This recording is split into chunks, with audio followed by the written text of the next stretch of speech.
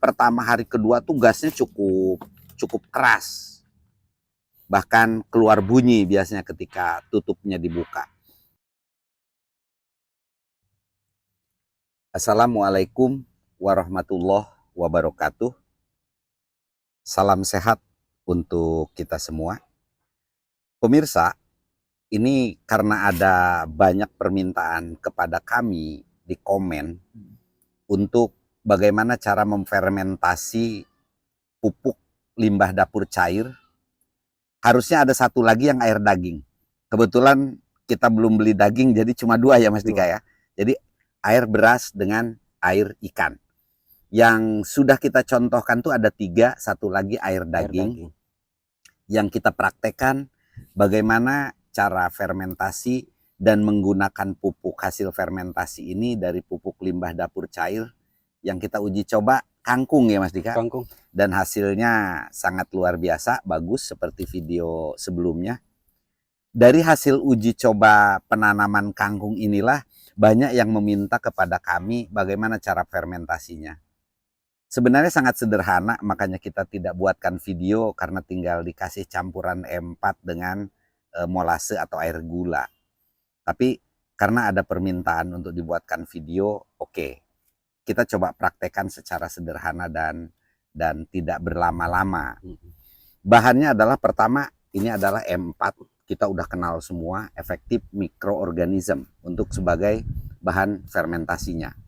Jadi jangan salah bahwa E4 itu ada macam-macam, ada yang warnanya kuning, biru, dan merah ya Mas Dika.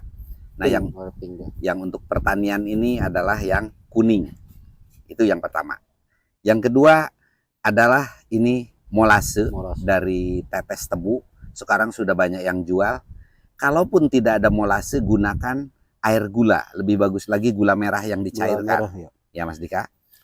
Jadi caranya, dari bahan yang sudah kita miliki ini, 1 air beras dan 2 air ikan, tinggal kita campur aja langsung.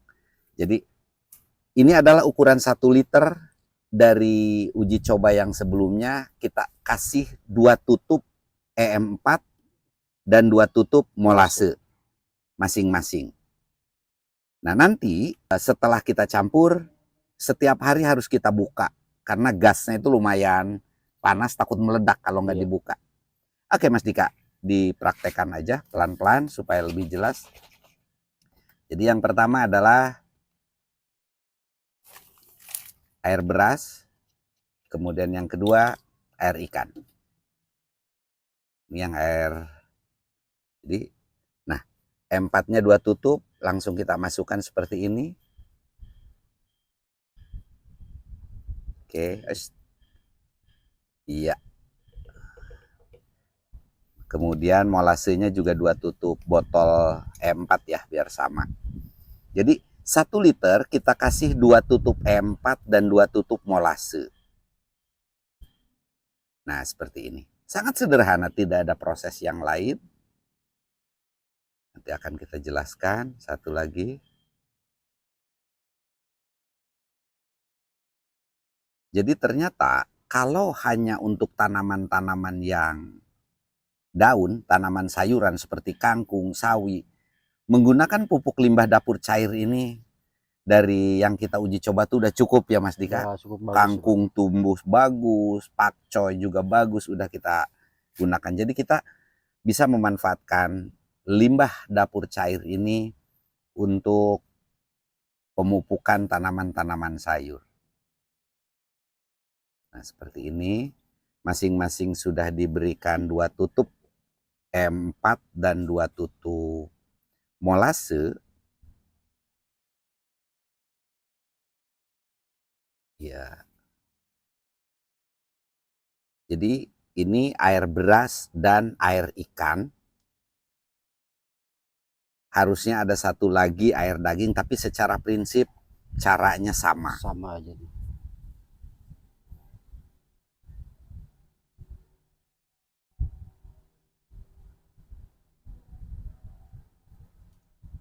Ya.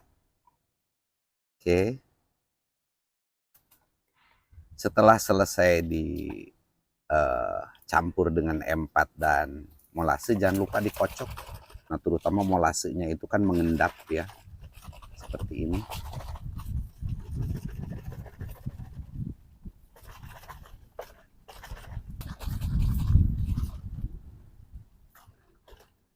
Ya, sudah tercampur.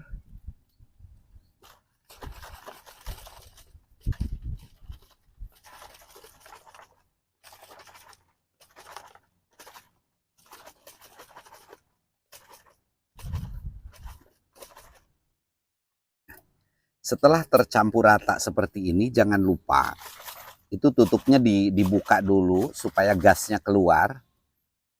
Nah, satunya juga.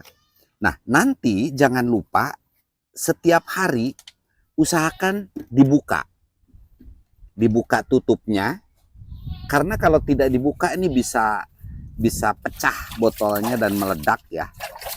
Jadi setiap hari dibuka, biasanya hari pertama, hari kedua tuh gasnya cukup keras. Bahkan keluar bunyi biasanya ketika tutupnya dibuka. Nah, sehari dua hari ikuti, setiap hari dibuka, ketika gasnya sudah mulai hilang, baru bisa digunakan. Jadi biasanya 5 hari itu udah bisa digunakan karena gasnya udah tidak seberapa. Nah, adapun dosis penggunaannya untuk pupuk organik seperti ini tidak usah khawatir. Jadi kalaupun kita gunakan agak banyak, umpamanya 1 liter air yang mau kita gunakan itu katakanlah menggunakan 4 tutup botol ini, tidak ada masalah. Jadi tidak ada efek yang jelek. Catatannya, dari pengalaman kita yang sudah kita lakukan, bisa dicek lagi di video uji coba pupuk limbah dapur. Ketika kita aplikasikan masing-masing, waktu itu yang paling bagus itu adalah yang air beras ya Mas Dika ya? Air beras. Air beras pohonnya lebih subur, itu yang pertama. Dan yang kedua, lebih menarik lagi ketika kita bandingkan dengan pupuk kimia, dari ketiga jenis pupuk yang kita gabung, jadi setelah masing-masing ini kita gabung jadi satu, antara air beras, air daging, dan air ikan disatukan, baru kita gunakan untuk pemupukan, ternyata bisa mengimbangi pupuk kimia ya. Bisa dari uji coba itu. Terus tanaman itu nggak mudah layu, Pak. Iya, tanamannya lebih kokoh, dia tidak mudah layu kena panas ataupun kekeringan. Iya, itu kelebihan. Bisa cek lagi. Ya, memang daun tidak sesubur dengan urea. Iya, tapi lebih kokoh. Betul. Jadi intinya, mungkin ketika air beras, air ikan, dan air daging kita gabung menjadi satu, itu menimbulkan bahwa unsur-unsur yang dibutuhkan oleh tanaman itu lebih lengkap, sepertinya begitu. Lengkap. Saya sendiri belum tahu yang kandungan di air beras itu apa, di air ikan itu apa, di air daging. Hanya coba-coba aja. Tapi itulah kurang lebih. Ketika sudah dibuat masing-masing seperti ini, mau disatukan dalam satu wadah atau dicampur ketika aplikasinya, ternyata hasilnya cukup bagus. Jadi inilah cara sederhana bagaimana fermentasi dari limbah dapur cair ini, yaitu air beras, air ikan, dan air daging. Walaupun sekarang ini hanya 2. Semoga ada manfaatnya, dan ini kami buatkan karena banyaknya permintaan untuk cara fermentasinya. Demikian, semoga bermanfaat. Billahi taufik wal hidayah. Assalamualaikum warahmatullahi wabarakatuh.